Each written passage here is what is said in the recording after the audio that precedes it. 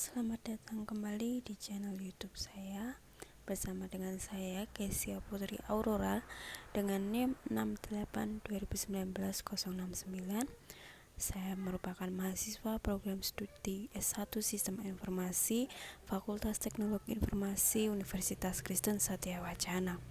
Pada video kali ini saya akan membahas mengenai profil risiko pada BPR Ambarawa Harta Sarana pada mata kuliah Manajemen Risiko dan Keamanan TI dengan kode mata kuliah AM801E. Sebelumnya, saya akan menjelaskan secara singkat mengenai profil dari BPR Ambarawa Harta Sarana. BPR Harta Sarana ini resmi berdiri pada 13 Agustus 1993. Latar belakang dari berdirinya BPR ini diawali oleh pemikiran kondisi kota Ambarawa yang sebagian besar penduduknya memiliki usaha pertanian, peternakan, dan juga perdagangan. Namun usaha yang mereka miliki terkendala karena minimnya modal. Sehingga BPR Harta Sarana kemudian hadir dengan memberikan layanan jasa perbankan dalam bentuk kredit dan juga tabungan yang diharapkan mampu membantu perkembangan usaha di Ambarawa. Sekilas info mengenai komputerisasi yang dilaksanakan oleh BPR Ambarawa Harta Sarana. BPR Ambarawa Harta Sarana mulai menerapkan komputerisasi sejak tahun 2001 dengan menggunakan program Microfinance 2000 atau MFI 2000. Penerapan komputerisasi ini bertujuan untuk mempercepat proses pencatatan dan juga menjaga keakuratan data. Adapun struktur organisasi yang dimiliki oleh BPR ada pada gambar berikut ini. Kemudian, manfaat dari dilakukannya manajemen risiko pada sistem kredit BPR Ambarawa Harta Sarana. Di sini saya menuliskan 3. Yang pertama yaitu meningkatkan kinerja pada kredit BPR Harta Sarana. Kemudian yang kedua, meminimalisir risiko yang mungkin terjadi di kredit BPR Harta Sarana. Dan yang terakhir, meningkatkan efektivitas proses transaksi. Di dalam proses manajemen risiko pada sistem kredit BPR Ambarawa, ini juga memiliki faktor penghambat dan juga pendukung. Faktor pendukung yang ada yaitu adanya pengelolaan kebijakan di tiap bagian sehingga mempermudah proses identifikasi risiko. Kemudian yang kedua, adanya prosedur yang runtut untuk setiap proses yang dilakukan. Untuk faktor penghambatnya sendiri, belum adanya bagian khusus untuk bagian penanganan TI, dan yang kedua, sebagian besar dana mengandalkan dari angsuran dari nasabah. Kemudian, penentu keberhasilan penerapan manajemen risiko pada sistem kredit BPR Ambarawa Harta Sarana sendiri juga tidak terlepas dari stakeholder. Stakeholder dari pihak internal seperti pimpinan, kemudian kepala kantor, dan juga bagian-bagian dalam BPR seperti bagian operasional, bagian pembukuan, bagian kredit, bagian marketing, dan juga bagian lainnya. Sedangkan stakeholder penentu keberhasilan dari eksternal yaitu nasabah. Itu tadi sekilas info mengenai BPR Ambarawa Harta Sarana serta manfaat dan juga faktor penentu dari keberhasilan manajemen risiko yang dilakukan. Selanjutnya, saya akan langsung membahas pada manajemen risiko sistem kredit BPR Ambarawa Harta Sarana yang sudah saya identifikasi. Pada BTR dan juga kertas kerja, di sini saya dapati total pendapatan kredit BPR Ambarawa Harta Sarana pada tahun 2022 yaitu 1.050.240.000. Kemudian BTR yang saya berlakukan yaitu 5% dari total pendapatan, sehingga BTR tersebut sebesar Rp52.512.000. Total pendapatan tersebut didapat dari asumsi bahwa nasabah aktif pada tahun 2022 yaitu sebesar 200 nasabah. Dengan rata-rata setiap nasabah melakukan pinjaman sebesar Rp5 juta dengan bunga 5%, yaitu Rp250.000. Kemudian pinjaman tersebut diangsur selama 12 bulan, sehingga setiap bulan nasabah melakukan angsuran pokok sebesar Rp416.700 ditambah dengan bunganya Rp20.900, sehingga angsuran yang harus dibayarkan setiap bulannya yaitu Rp437.600. Kemudian dari pendapatan tersebut dibagi ke dalam indeks likelihood dan juga dampak, yaitu 20%, 40%, 60%, 80% dan juga 100%. Kemudian terdapat kriteria peluang terjadinya risiko perusahaan. Yang pertama, ada kriteria dikategorikan sangat kecil atau tidak signifikan. Kriteria ini dikategorikan sangat kecil apabila terjadi kurang dari 3 kali dalam 1 tahun. Kemudian yang kedua, kriteria dikategorikan kecil. Kriteria ini dikategorikan kecil apabila terjadi 3-4 kali dalam 1 tahun. Kemudian yang ketiga, kriteria kategori sedang. Kriteria ini dikategorikan sedang apabila resiko ini terjadi sebanyak 5-6 kali dalam 1 tahun. Kemudian, resiko dikategorikan pada kategori besar, yaitu apabila terjadi 7-11 kali dalam 1 tahun.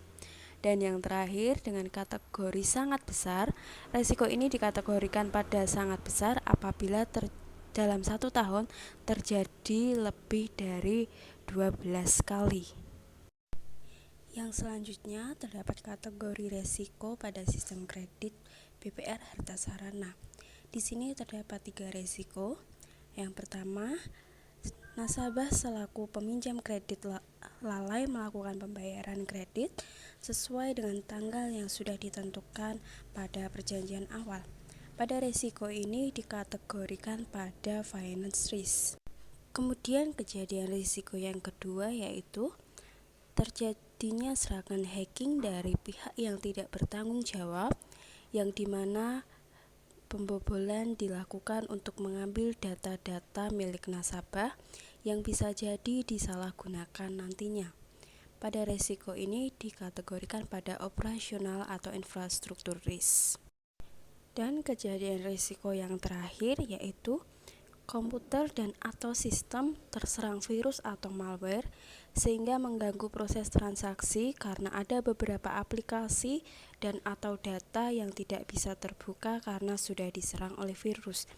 Pada risiko ini dikategorikan pada operasional atau infrastruktur risk. Langsung saja pada profil resiko yang pertama. Di sini unit kerja atau fungsinya pada bagian teller dengan sasaran transaksi masuk per bulan bisa mencapai rata-rata 87.520. Kejadian resikonya nasabah yang lalai melakukan pembayaran sesuai dengan tanggal yang sudah tertera pada perjanjian di awal. Akar penyebabnya sendiri karena tidak adanya peringatan sebelum jatuh tempo pembayaran kredit, kemudian nasabah tidak memperhatikan tanggal sehingga lupa, dan juga nasabah yang memang sengaja tidak melakukan pembayaran karena terkendala belum adanya uang. Indikator resiko yang ada yaitu jumlah rata-rata pemasukan bulanan menurun, kemudian aktivitas teller juga sedikit menurun. Faktor positif atau internal control yang sudah ada saat ini yaitu adanya petugas lapangan yang mampu melakukan analisa terhadap nasabah yang lalai. Kemudian sebagian besar nasabah masih mau melakukan pembayaran tepat waktu. Dampak kualitatifnya sendiri berkurangnya jumlah transaksi yang masuk. Nah, kemudian untuk resiko inherent, probabilitasnya ini sangat besar karena terjadi lebih dari 12 kali dalam tahun. Kemudian dampak yang ditimbulkan itu ringan sehingga skor inherentnya 10 dengan tingkat resiko inherent high risk. Kemudian probabilitas resiko inherent kualitatifnya itu sebesar 60%.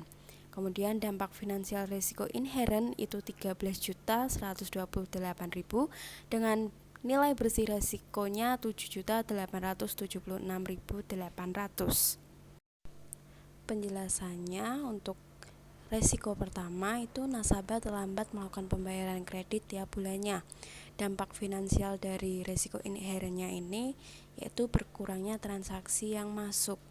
Ini dengan asumsi yang melakukan keterlambatan sebesar 15% dari total 200 nasabah aktif, di mana rata-rata tiap nasabah memiliki 437.600 rupiah untuk angsuran tiap bulannya, sehingga transaksinya berkurang sebesar 13.128.000. Kemudian untuk rencana mitigasinya sendiri dilakukan. Yang pertama ada mengenakan denda pada keterlambatan, di mana dengan asumsi denda diberlakukan 5.000 per satu hari keterlambatan dengan maksimal denda 50.000, sehingga diambil nilai tertinggi 50.000 dikalikan dengan 15% dari total 200 nasabah yang lalai, yaitu didapati total 1.500.000 rupiah. Kemudian dilakukan analisa terhadap keterlambatan nasabah. Biaya analisanya sendiri diasumsikan 250.000 per orang dan dilakukan oleh 2 orang, sehingga menghabiskan biaya 500.000 rupiah. Kemudian yang ketiga, memberikan peringatan berupa SMS sebelum jatuh tempo pembayaran. Asumsinya pembelian pulsa sebesar 50.000 per bulan, sehingga dalam 12 bulan dihabiskan uang sebesar 600.000 untuk pulsa.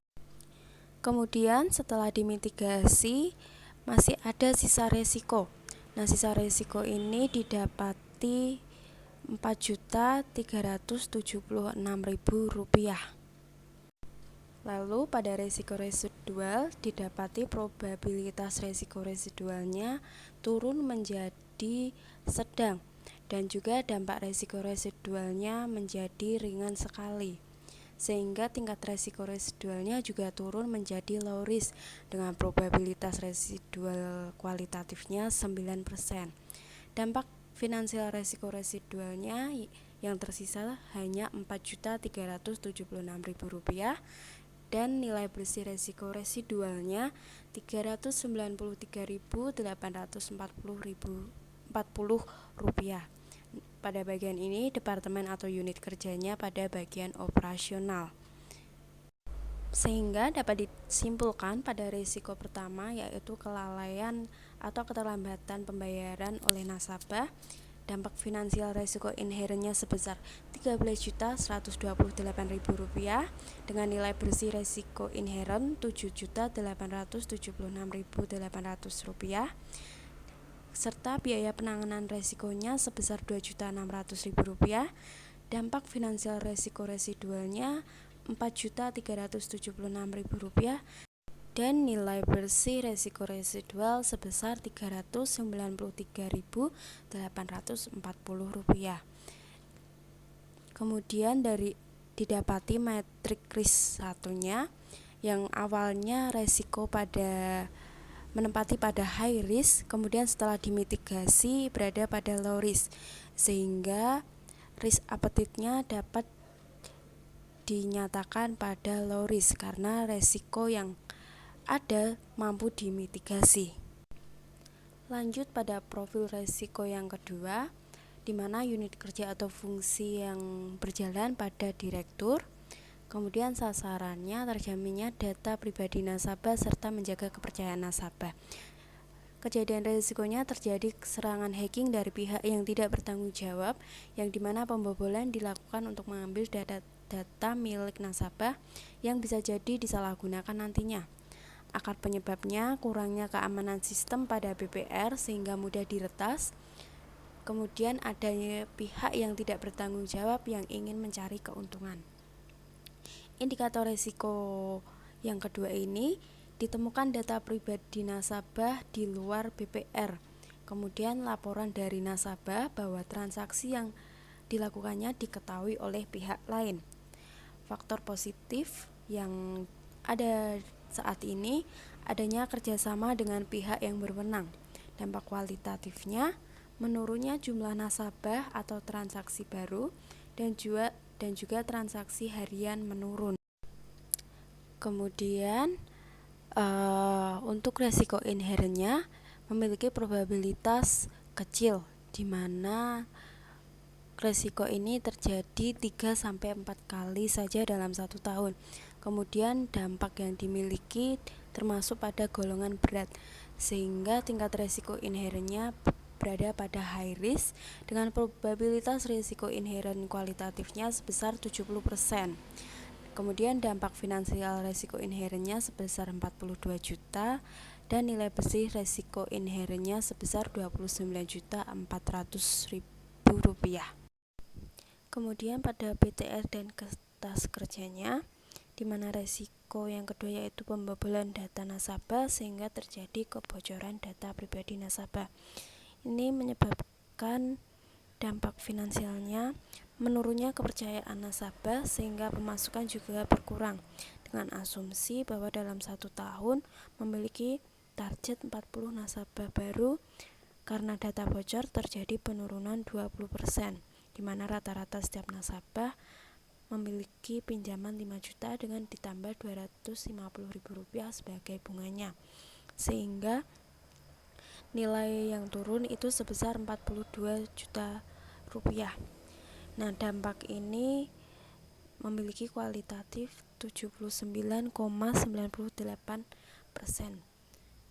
Kemudian untuk rencana mitigasinya, yang pertama menyewa jasa cybercrime untuk melindungi sistem dengan asumsi biaya penyewaan jasa cybercrime ini memakan biaya 20% dari biaya penanganan TI, yaitu sebesar 50 juta, sehingga untuk biaya sewa cybercrime ini memakan biaya 10 juta rupiah. Yang kedua, melakukan promosi untuk mencari nasabah baru sekaligus perbaikan nama baik perusahaan. Ini dengan asumsi biaya promosi per bulannya sebesar 250.000 dan dilakukan selama 12 kali, sehingga memakan biaya sebesar 3 juta rupiah. Kemudian yang terakhir, memberikan potongan bunga bagi nasabah baru. Asumsi potongan bunga diberikan kepada 10 nasabah pertama dengan potongan bunga sebesar 2%, sehingga memakan biaya Rp1.500.000, sehingga didapati total biaya penanganan resiko ini sebesar Rp14.500.000. Kemudian dari resiko tadi sebesar 42 juta rupiah, setelah dimitigasi resikonya turun menjadi 21 juta rupiah, sehingga dampaknya juga turun menjadi 39,99%, sehingga resiko residualnya dapat disimpulkan pada probabilitas resiko residualnya yaitu kecil, dampak resiko residualnya ringan, sehingga tingkat resiko residualnya menjadi medium risk, di mana probabilitas resiko residualnya ini sebesar 25%. Kemudian dampak finansialnya turun menjadi 21 juta rupiah dan nilai bersih resiko residualnya menjadi Rp5.250.000 dengan departemen bagian operasional.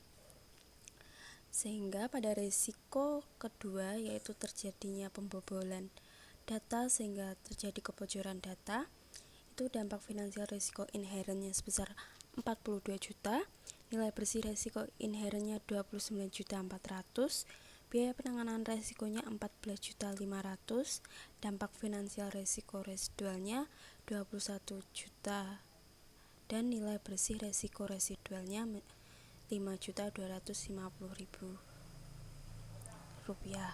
Kemudian pada metrik risk yang kedua ini didapati matriks seperti gambar tersebut, di mana resiko awal berada pada high risk, kemudian setelah dimitigasi turun menjadi medium risk, sehingga rencana mitigasi dapat diterima dan risk appetite-nya berada pada posisi medium risk karena resiko mampu dimitigasi. Lanjut pada profil resiko yang terakhir. Ini unit kerjanya pada bagian teller dengan sasaran terjaminnya kelancaran proses transaksi. Kejadian risikonya komputer dan atau sistem terserang virus atau malware sehingga mengganggu proses transaksi karena ada beberapa aplikasi atau data yang tidak bisa terbuka karena sudah diserang virus.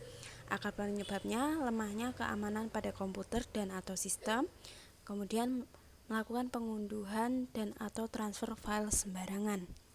Indikator resikonya, komputer dirasa memiliki performa yang menurun. Kemudian ditemukan beberapa icon aplikasi dan atau file yang berubah tampilan dan juga file dan atau aplikasi yang tidak bisa dibuka.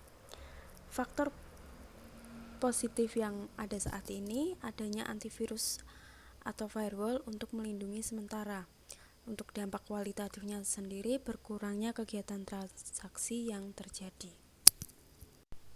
Untuk probabilitas dari resiko inherentnya ini sangat besar karena serangan virus ini biasa terjadi hampir lebih dari 12 kali dalam 1 tahun. Sedangkan untuk dampaknya tergolong pada sedang, sehingga tingkat resiko inherentnya masuk dalam extreme high.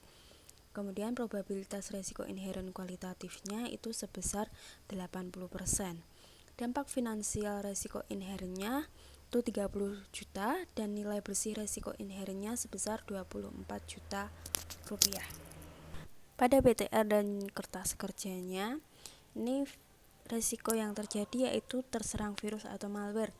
Dampak finansial resiko inherentnya proses transaksi yang terhambat dengan asumsi dalam 1 tahun terdapat proses transaksi yang terhambat itu 12 kali, di mana dalam 1 kali proses harusnya ada transaksi rata-rata 2,5 juta, sehingga nilai yang turun itu sebesar 30 juta rupiah. Dampak kualitatifnya sebesar 57,13%. Untuk rencana mitigasinya yaitu menggunakan jasa TI untuk perbaikan dengan asumsi dalam 1 kali perbaikan memakan biaya Rp250.000, sehingga total biaya yang dihabiskan itu sebesar 3 juta. Kemudian yang kedua, melakukan maintenance secara rutin. Asumsinya maintenance dilakukan sebulan 2 kali dengan biaya 100.000 untuk 1 kali, sehingga dalam 1 tahun menghabiskan biaya 900.000. Kemudian total biaya penanganan risikonya sebesar 6.300.000. Setelah dimitigasi, risiko yang awalnya 30 juta turun menjadi 10 juta, sehingga dampak kualitatif yang ada menjadi turun sebesar menjadi 19,04%. Kemudian pada risiko residualnya probabilitas risiko residualnya menjadi besar. Kemudian dampak risiko residualnya itu turun menjadi ringan, sehingga tingkat risiko residualnya berada pada medium risk dengan probabilitas risiko residualnya 20%.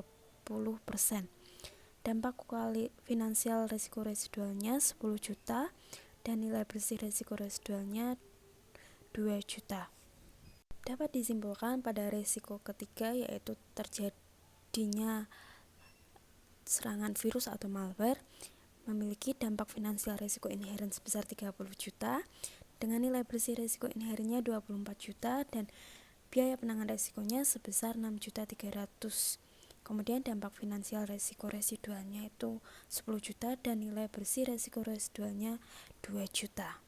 Sehingga didapati metrik risknya itu yang tadinya resiko berada pada extreme risk sudah turun kepada medium risk, sehingga risk appetite-nya juga dapat diletakkan pada medium risk, karena bisa dikatakan bahwa resiko sudah dapat diatasi atau sudah dapat dimitigasi. Dari proses identifikasi yang saya lakukan dapat dilihat pada metrik seperti pada gambar, di mana risk profile BPR Ambarawa Harta Sarana itu pada bagian bawah.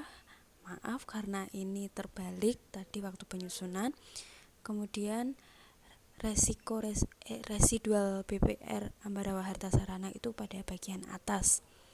Kemudian dapat juga dilihat matriks dari risk appetite sistem kredit BPR Harta Sarana seperti pada gambar, dan didapati profil resiko sistem kredit BPR Harta Sarana Ambarawa adalah sebagai berikut. Sekian identifikasi yang dapat saya lakukan pada sistem kredit BPR Ambarawa Harta Sarana. Kurang lebihnya mohon maaf, dan saya ucapkan terima kasih. Tuhan Yesus